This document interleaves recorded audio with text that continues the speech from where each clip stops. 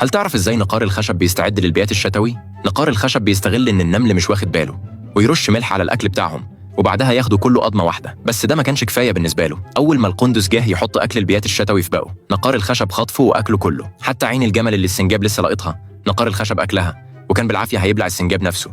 الحيوانات ما كانش في ايديهم حاجه غير انهم يجمعوا الاكل من الاول. ومع ان الشتاء قرب، السنجاب الطيب فكر نقار الخشب انه يحضر اكل لنفسه للبرد، لكن نقار الخشب سخر منه وقال له انه ما يعرفش ازاي يعيش مبسوط. ومع مرور الوقت ورق الشجر كله وقع، وكل الحيوانات عرفت ان الشتاء ده هيكون برد جدا، فسدوا البيبان والشبابيك واستعدوا له. اول ما الهواء البارد هب، الغابه كلها اتمليت ثلج ابيض. في اللحظه دي جرس العشاء بتاع نقار الخشب رن. كان مستعد يخرج يسرق الاكل زي كل مره، لكن اول ما فتح الباب اتدفن تحت كوم التلج، حتى البيبان والشبابيك اتقفلت بالثلج.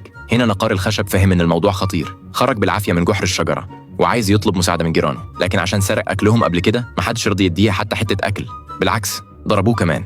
نقار الخشب ما كانش قدامه حل غير انه يروح للقندس يطلب منه المساعده، لكن القندس برضه كان زعلان منه، وعلشان يعاقبه ادوله كعكه معموله من تلج. نقار الخشب اول ما شافها بلعها قضمه واحده، وبعد ما اكلها بدا يحس ان في حاجه غلط. جسمه بدا يتحول لتلج وما قدرش يسرق اكل من جيرانه تاني